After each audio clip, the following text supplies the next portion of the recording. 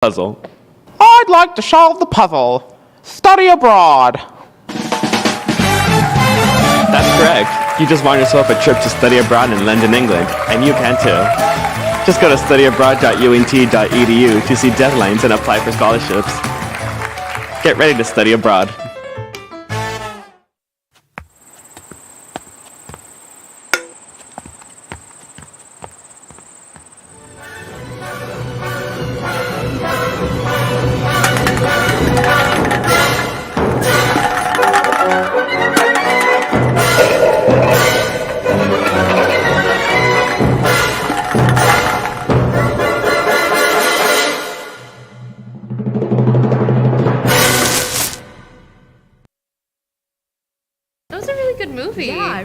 Yeah, so we have to watch the next one before next class, right? We do? I think so, but it's not on Netflix and it's not on Hulu, so... Man, I don't want to pay for that. So what do we do? You think there's a place we could go to get the movie? I'm not sure, maybe? Oh, there's a place to get the movie. Oh. Really? Yeah, it's right here on campus. Come on, I'll show you.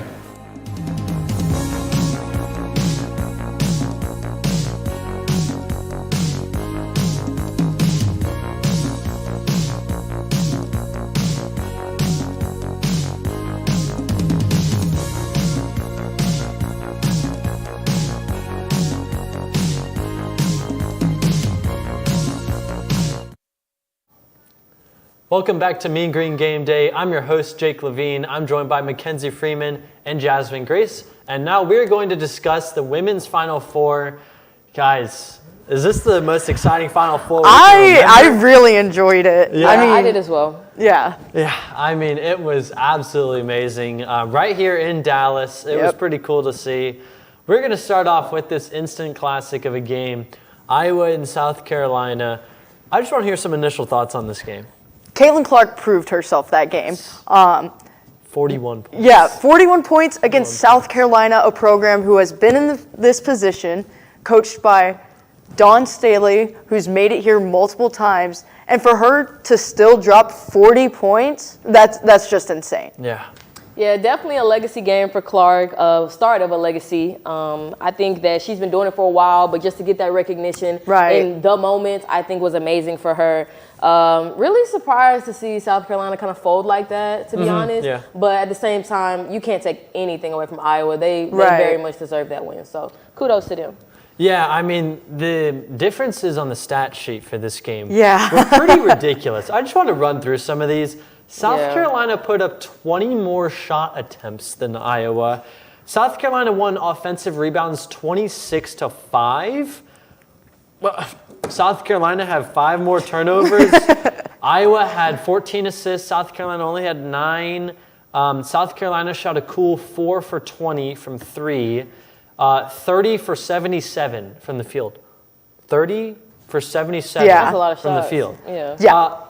Out of all of these things that I could have changed the game, what do you guys think is the biggest difference maker in this game? I mean, the difference to me is going to have to be second chance points. Yeah. South Carolina, and more of like a shock factor that this team didn't come out on top. South Carolina had 24 points in the paint, or 24 second chance points. Iowa only had 8. Right. That tells you that Iowa came in there and hit like every single shot. Well, not every single shot, but you know what I mean. They hit a higher percentage. I mean, they only have 5 offensive rebounds as a team. Right, but if you're hitting shots and someone's dropping 40 points, do you really need 24 second chance points? Right. Yeah, I think I was kind of disappointed in Aaliyah Boston's performance. I know she's known as that defensive player. Yeah. You know, she's not going to give you 30 points or even 40 like Clark, of course. But I did expect a little more from her. Projected #1 pick. Yeah. 6'5". I mean, I think she could have rallied her team together. I felt Cook played really well. I felt like she was obviously the best player for their team, but I just wish her and Boston were a little more of a 1-2 punch as opposed to kind of how it ended up playing out. Yeah, and Caitlin Clark down the stretch there, hitting all those free throws, just swish, swish. Look like me in intramurals. Oh, what? I'm just kidding. Yeah. And that broke South Carolina's 42-game win streak. Yep. What do you guys think, maybe an effect on South Carolina going forward in the future? I mean, losing this game like this, Do you think this has any effect on maybe their recruiting or anything towards the next season? I don't really think so. Good teams are going to lose. It happens. Right. UConn, they haven't had the best season this year, but they've still got one of the best recruiting classes in the nation. So I think a lot of players, when they go to programs, yes, they're thinking about who the current coach is and stuff like that, but they're also thinking, historically, what has this program done? What are my chances of making it to the next level, WNBA, NBA, stuff like that? And I think South Carolina, just having the name Dawn Staley at their program, she's going to bring in good recruits because she knows how to talk the talk and walk the walk. Talk the talk and walk the walk. She's got it. She knows She's been it. talking it and walking it for a while now. Yeah. Jazz, what you think? I agree. You have Dawn Staley, a former Olympian, as your coach. Yeah. Just someone who a lot of girls out there you can tell really respect.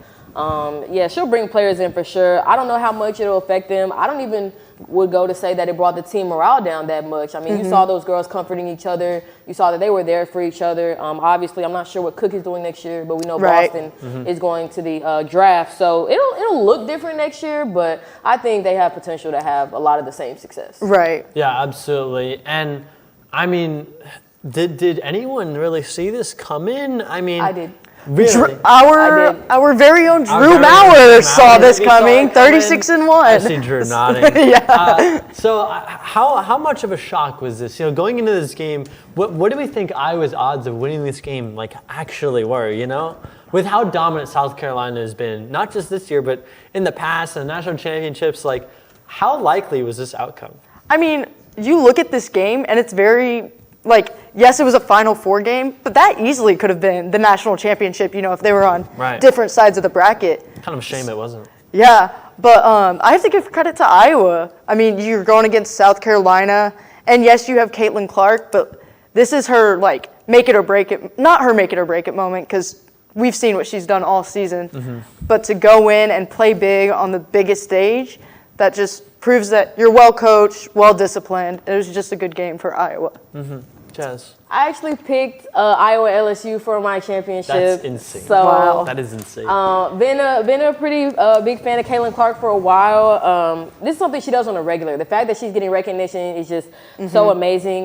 We spent a lot of the season talking about Angel Reese. We talked about Boston, and we talked about some of these other girls. But Caitlin Clark, she's been doing it for a while. I mean, she's a junior. Yeah. That's how she's been. I remember looking. I was like, people were saying, man, she's putting up 14, 15 threes a game. And I'm like, she's been doing that for years. I mean, it hasn't failed them yet. Yeah. I think ultimately I predicted it, but at the same time, seeing it in real time was definitely crazy because everything South Carolina had on the line. Right. Absolutely. Instant classic of a game. And the next Final Four game on the women's side, I feel like was kind of overshadowed a bit by this game. I mean, it was LSU 3 seed and Virginia Tech a 1 seed. A lot of people wondering, how is LSU a 3 seed? Yeah. Because an overwhelming majority of people were picking LSU to win this game. I mean, how was this outcome? I just want to go through this. First quarter, pretty close. Virginia Tech won the second quarter by a good bit. Virginia Tech dominated the third quarter. And then what? Fourth quarter, LSU 29, Virginia Tech 13. Yeah. How was this such a predictable outcome with LSU topping a 1 seed, I think we've talked about experience, and I talked about that in the last segment. But here, you've got Kim Mulkey, who's been on both sides of the situation, losing or winning when she's in March Madness. And she just knew, how to get her team motivated. And I know we give a lot of credit to Angel Reese, but Alexis Morris popped off too. She had 27 points that game. And, just for them to be able to come back together and say, hey, we're not going down without a fight and making it to the championship, it was just a good performance by them. Yeah. Jazz, how is this so predictable? I think LSU has obviously had the hype throughout the season. Virginia Tech hasn't. They're a very good team. Definitely could be back next year.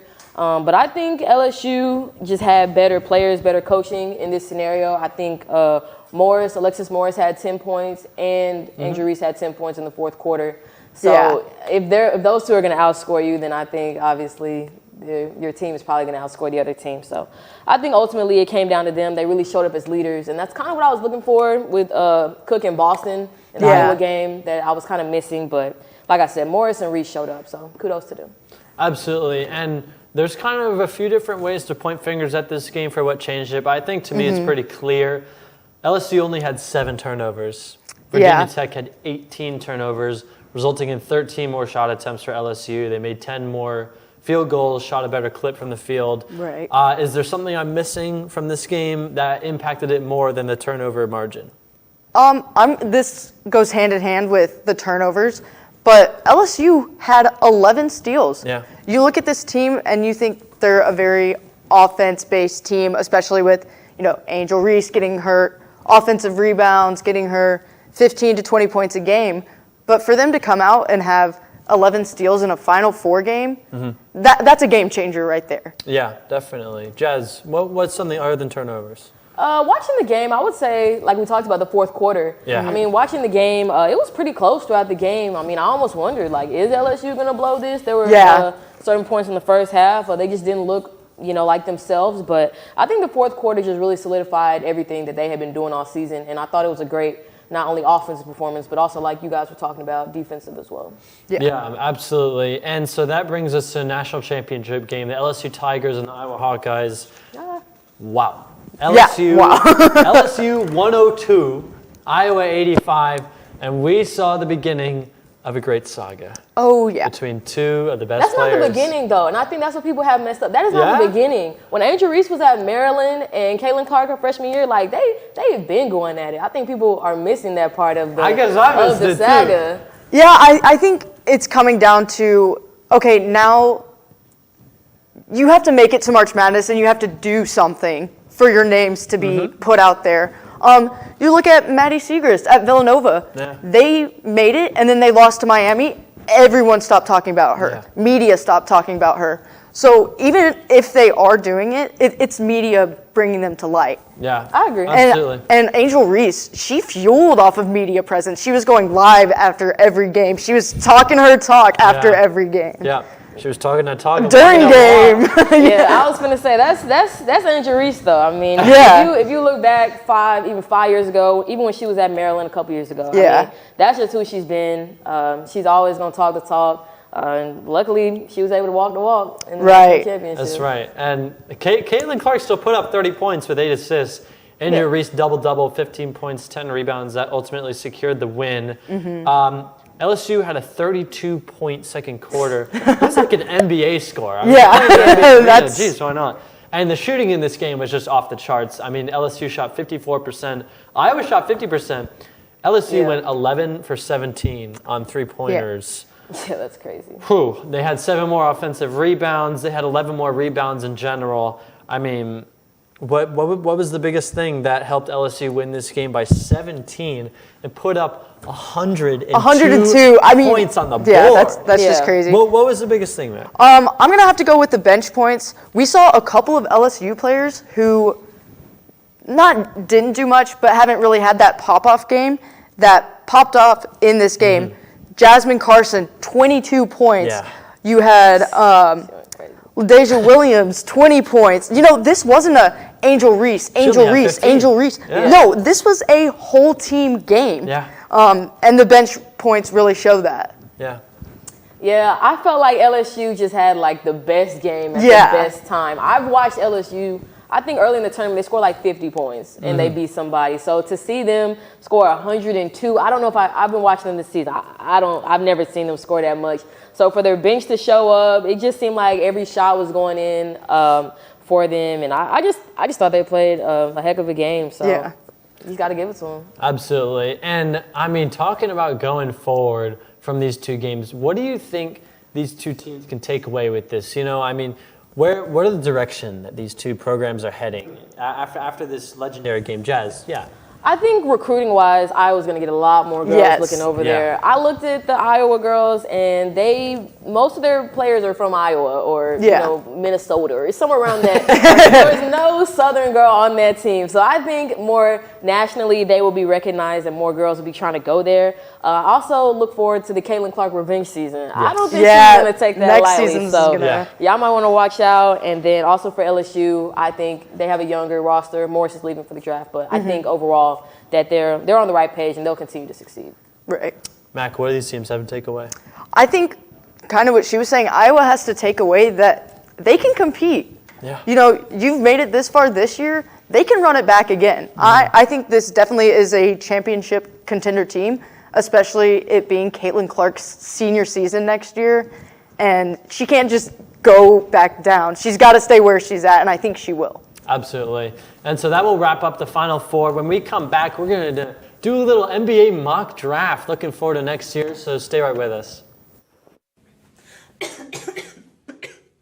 you feeling okay? No, I've been feeling gross all week. Maybe you should go get a COVID test. But I already have all 3 of my shots. Yeah, but you can still get it. I mean, maybe you should go get one just in case. Yeah, you're right. We have that party and all that. Yeah. Where do we even get tested here? Let me check.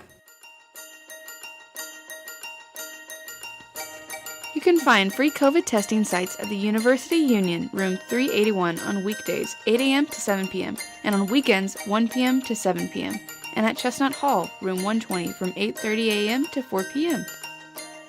You have to show the QR code given to you when you arrive for an appointment. Tests take no longer than 10 minutes to complete. Results will be sent through text or email within the next 48 hours. I got a negative COVID test. Me too! Oh my god, let's go to the party. Yes! Let's go.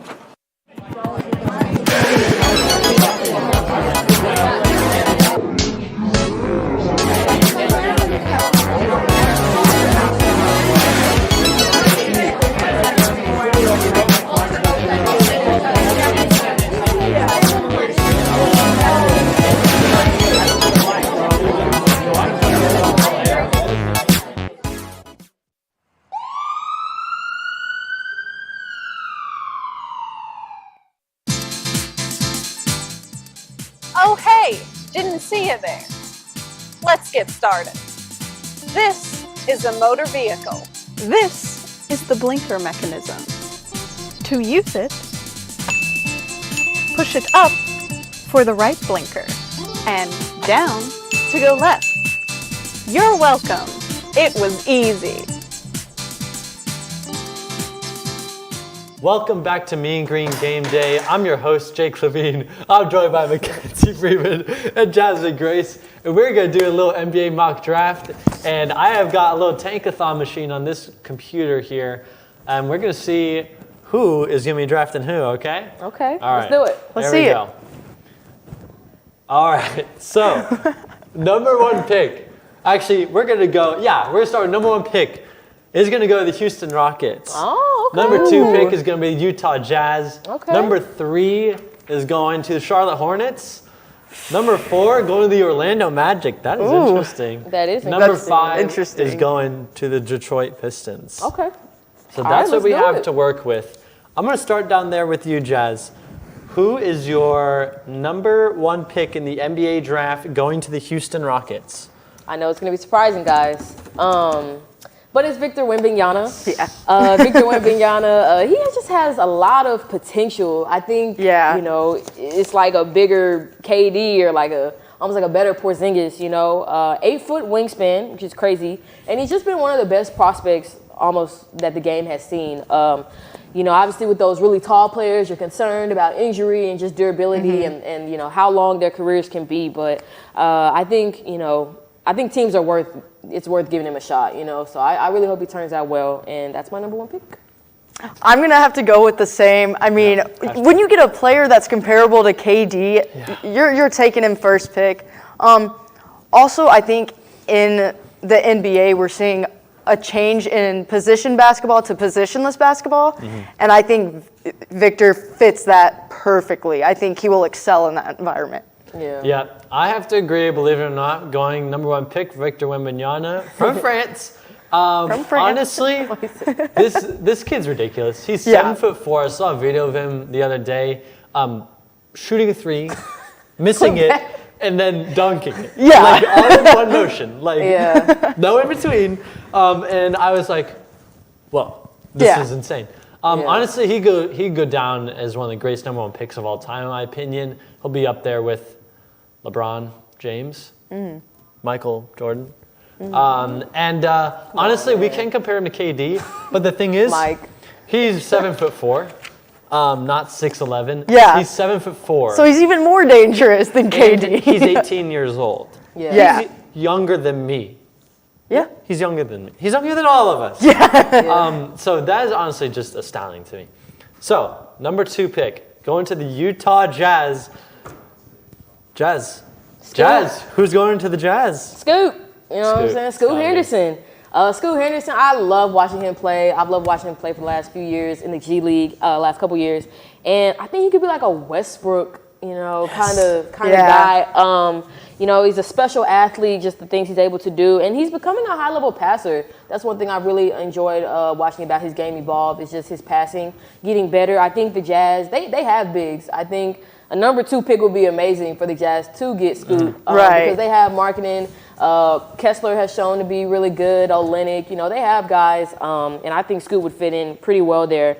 And I think he still has, some areas to improve, but everyone does. And he's a dog, so. Yeah. That would be great for them. Kenzie? I'm also going to have to agree. I just think, yes, he's an offensive weapon, and he can shoot, he can facilitate the ball, but he can also read the defense really well. If you sit there and watch the games he plays in, he really does have that great basketball IQ that you want, the first player to get drafted on your team to have. Yeah, absolutely. I have to agree. Scoot Henderson is truly one of a kind. I was going to compare him to Russell Westbrook as well. Funny thing is, remember Russell Westbrook was on the Jazz for like a day this season? He didn't want to play in Salt Lake City. And he's just a tough, strong 6'3" guard. I think he can contribute to any team that he'll go to, for sure. Whether it's the Jazz or whoever it is. I think, and without Victor in this draft, he's an easy number 1 pick, honestly. He is a young Russell Westbrook. All right, number 3 pick is going to my team, the Charlotte Hornets. It has been really disappointing, honestly, and so this would be pretty exciting to get a number 3 pick. Last time we got a number 3 pick, it turned out pretty well. His last name is Ball, first name LaMelo. He's pretty good. So, Jazz, who's going to play in my hometown of Charlotte, North Carolina? I don't know if you want to hear this, but I would guess Brandon Miller. I have a hard time seeing him go past 3. Obviously, had a tough tournament to say the least.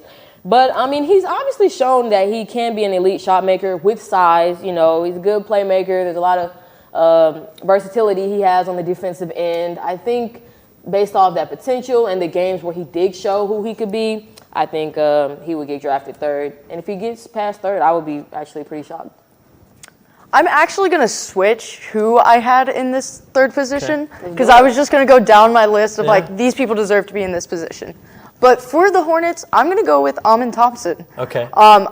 He's got great athleticism, good size. He can handle the ball, so it's not all going to be, ball. Yeah. You can have another guy that can, get the ball up and down the court. And I just, 20 points, 12 rebounds in the first round of your semifinal games. Yeah. I would want to bring that to my team. So I think he's good for the 3rd pick. Okay. I mean, I can live with that. But my number 3 is from left field. Oh. It could be Jarris Walker from Houston. And you want to know why? Charlotte Hornets need a center, okay? They've got Mark Williams in there. He's in, his 1st or 2nd year. Nick Richards? They've got Mark Williams in there. And he's just a strong guy. He's 6'8", but I think he can play a lot bigger than that. Yeah. The Hornets, that's really what they've needed. They've had Plumlee playing there forever. Now he's on the Clippers. We see him shooting these left-handed free throws and stuff. They just need a big guy that they can just rely on, I think that's really what the Hornets need. I think their guard play is okay. I mean, I think they can live without getting a guard in the first round. So I think if they're able to get this number 3 pick, they should go with Jarris Walker, assuming Victor and Scoot. You guys think this is like I think that's a good pick. No, I think that's a good pick. He's definitely in my top 10 list of draft picks. And I think what you're saying about it's really just need the needs for they need a big guy to hold down the fort. Right. Jazz, am I crazy for this? No, I don't think you're crazy. I think after 1 and 2, I think there's a lot of discussion based off what team lends those spots about who would get picked. So I don't think it's too much of a stretch, but that would be actually really fun to see. Yeah, definitely. So number 4 pick is going to go to the Orlando Magic. This team is on the rise, by the way. Yeah, they're fun to watch. They are very fun to watch. Paolo Banchero is doing a lot of great things down in Orlando. Jazz, who is going to play in Florida? For my 4th pick, I do have Amen Thompson. Yeah. 6'7", 190, almost a 7-foot wingspan. Yeah. I think his game is almost kind of similar to Paulo's, so why not 2 of them? You know, he's quick, explosive. He's a smooth player. He's a great passer. Obviously has a very much modern NBA build. So I feel like he has a lot of upside to him. He needs a little more of a consistent shot, but I think with the NBA, I mean, he'll get the practice, and I think he would be great on the Magic. I'm gonna go with Jarris Walker. Okay. You know, his size and just the way that he plays, I think he can compete against these other teams. And once we get into these, 5th and 6th picks, or 4th, 5th, and 6th pick, I think Jarris Walker deserves to be at the top of those. And so I definitely can see him fitting in with the Orlando Magic offense. And then, he can get in there, get rebounds, 6'8", 240, so pretty stocky. Yeah. Definitely going to be a menace in the paint. Absolutely. My number 4 pick is actually going to be Amen Thompson as well. Another guy that's kind of comparable with Russell Westbrook. His wingspan is 6'11", but he's only 6'7". I think if he gets a shot down, this guy could be really dangerous. Yeah. And if he does do that and Orlando gets rolling, watch out for the Orlando Magic. Right. That's all I've got to say. I mean, 2 or 3 years, they could be real scary if they keep all their guys healthy. Right. And I think he'd just be a very threatening point guard to play against. Yeah. Number 5 pick is going to go to the Detroit Pistons. Jazz, who's going to play in Detroit? I actually have, probably not someone in y'all's top 5, but I have All-Star Thompson. I have him in my top 5, same wingspan, height, weight as his brother. And a lot of people, obviously, Amen is better, but I think they kind of look at All-Star as like he's not anything, and obviously he's still going to be a top 10 pick. But I think they're more similar than people think. And y'all have to think, like, All-Star could not shoot the 3-point 2 or 3 years ago. He could not shoot the ball. And he shot over 40% in the OTE finals. I feel like he's someone who is going to work on their game, someone who's going to consistently get better. I was blessed to have the opportunity to actually be flown out by OTE and watch a game courtside, and I saw both of them play. Are you for real? Yes, in Atlanta. And it was just so amazing. It's the first time I heard about this. It was so amazing to see both of them, and they just both seem like such hard workers. First people on the floor. Yeah. And people talk about the competition in the OTE, but there's some dogs in the OTE, so don't sleep on them. Yeah. I'm taken aback by that. I did not even know that. That's crazy. All right, Mackenzie, who's going to play in Detroit? I think Brandon Miller will go here. He was at my 3, but I think I had to switch around just based off of team lenses and stuff like that. But I think the Pistons could use about anything right now. And you look at what he did at Alabama. He had a great season. Kind of lost it towards the end there in March Madness. Yeah. But if he, puts in the work, doesn't get into a mental issue because of, March Madness, I think he'll be fine. Yeah. I actually have the same exact pick as Mac. I think Brandon Miller's just kind of got the Detroit Pistons written all over him. Yeah. I mean, this guy's just, he's going to be a Piston, no matter which way it shakes out. If they have the number 1 pick, he's going number 1. If they have the number 10 pick, he's going number 10. Which is crazy. Wait a minute. That guy's a Piston, no matter what. And the way that he played in March Madness was ridiculous. Yeah. I'm pretty sure, with X amount of shot attempts, he had the worst shooting percentage in March Madness history. Yeah. Now, regular season, he was a dog. Yeah, right. Exactly. But the reason I have him falling, probably from 3rd to 5th, is because, March Madness is kind of a sneak peek at what you're going to do in the NBA. It's a lot of back-to-back games and stuff like that. So the fact that he played awful in March Madness and couldn't lead his 1 seed anywhere. Right. I feel like that kind of goes to show that he should be taken down a little bit. Yeah. So that is all of our picks. Guys, how do we think this draft class compares to recent years?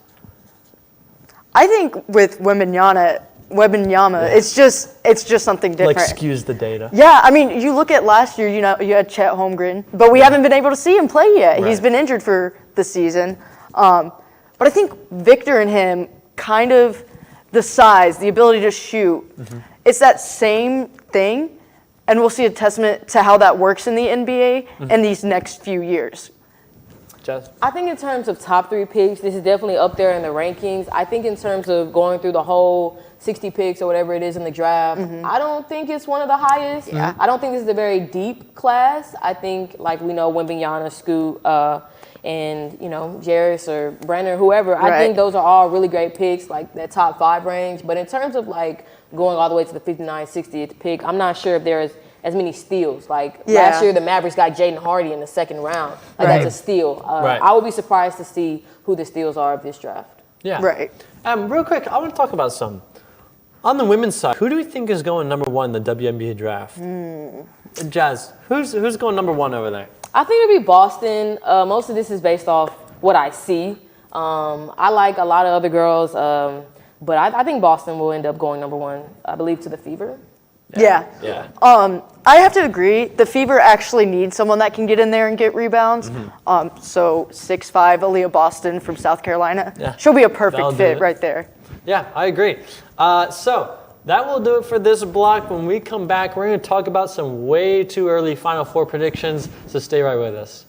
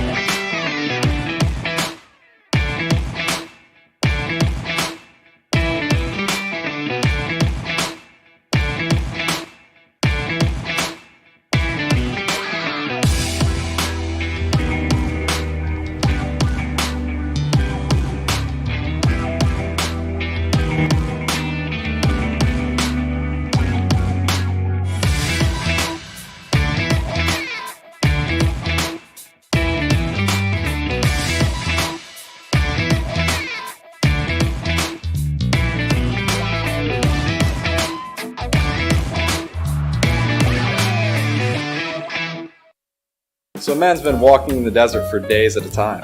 He finally comes across a bar and orders a Coke. That's not funny. Eh? Eh?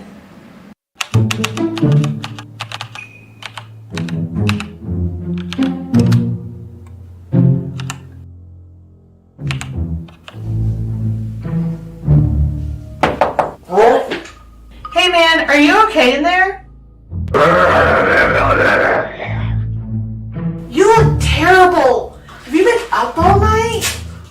Don't you know that according to the American Academy of Sleep Medicine, staying up all night can have a negative effect on your GPA? Sleep? Yeah, go to bed.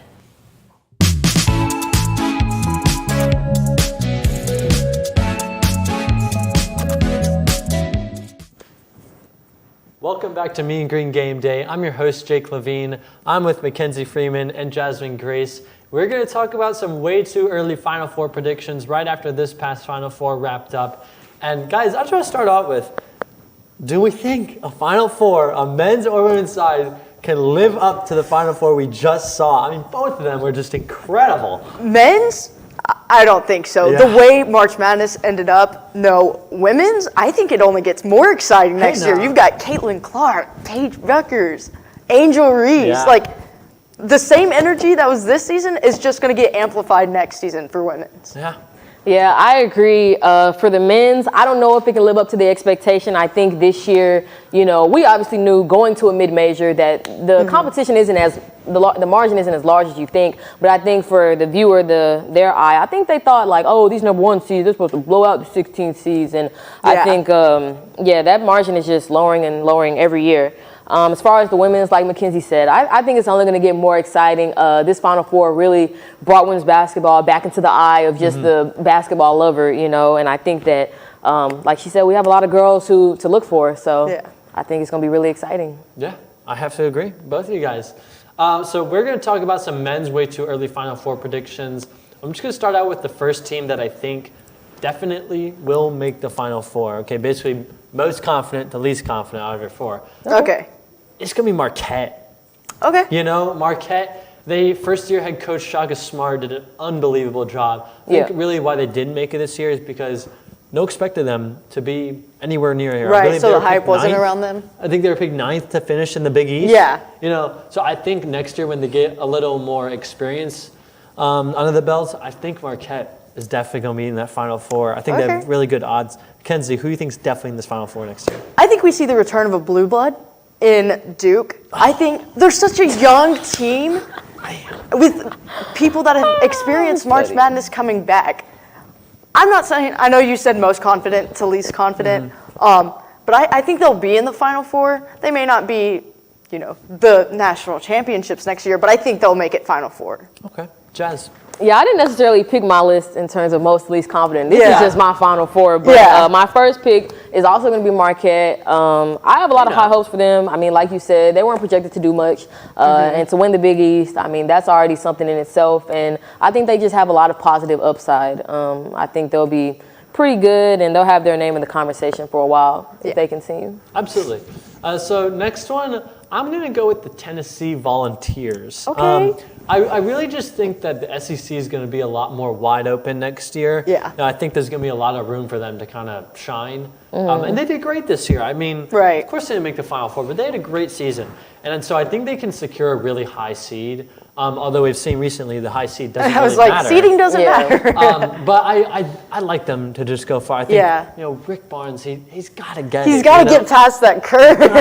He's got to get past it. Mackenzie, I know you like the Tennessee Volunteers, but who's your next team to get in? I'm actually going to go with UConn.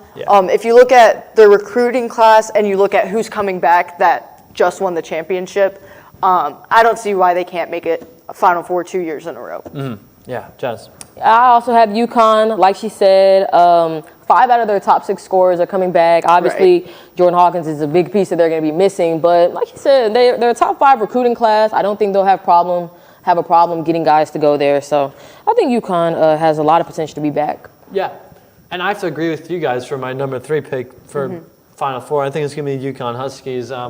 Dan Hurley's doing great things up in UConn. Oh, yeah. Great coach. I mean, they're just going to be always in the mix. I think now that they, again, won a championship, they're going to be right back in it next year. Everyone's going to be coming back. All the transfers are going to be flocking over there. The recruiting is going to go crazy. They're blue blood. They're a blue blood. I'm certified sorry. blue blood. They're certified blue blood, and they're going to be a very good basketball team for at least a decade. Mackenzie, who's your next team in? I'm going to go Marquette. I have to agree with what y'all said. Also, they have Tyler Kolek returning, and he was really good for them this season. And I think, going in their conference and winning it this year is going to propel them into having a great season next year. Yeah, Jazz. My third team is FAU. Yeah. Running back? I think FAU pretty much has their whole roster returning. I don't know if you watched those post-game interviews, but those guys were hungry. A lot of people would just be happy, like, oh, we made the Final Four, and no one thought we would do it. No, those guys were not satisfied. Those guys believe they can win a national championship, and I'm right there with them. So I think that you get that experience, and you pretty much have the same roster. Dusty May is also going to be the coach there again. I feel like what's stopping them? Other than, they're going to be on people's radar more, but all of these teams are. So I think FAU, especially going to a new conference, they'll play better competition earlier in the year, and that'll only propel them to do better, I believe, in the tournament. That's big time. But that could help or hurt, the switching of conferences.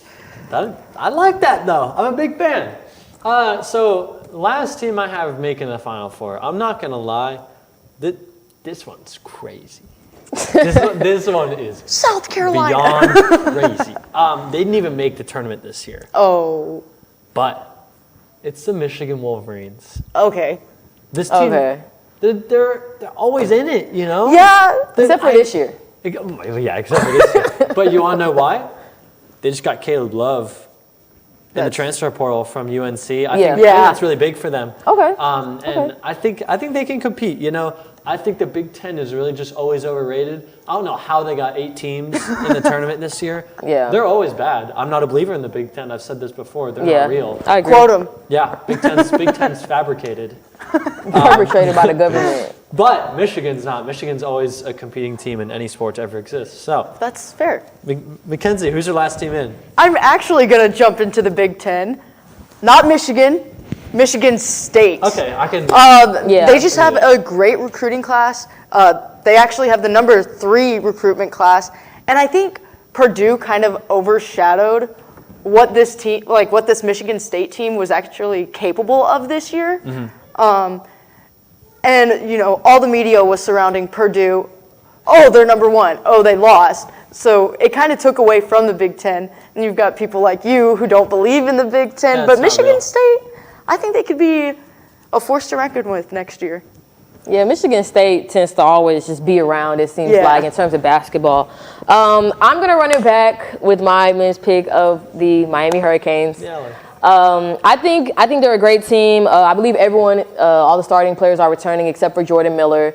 So I think Wong and Pack and all those other guys, I think they should have really learned something from this season. Yeah. I think they have the talent. I really think they had even more talent than they showed to compete in that game against UConn. I'm not sure if they were the better team, but you know, you learn from these experiences, and I think if they had a chance to come back next year, I think the results could potentially be different.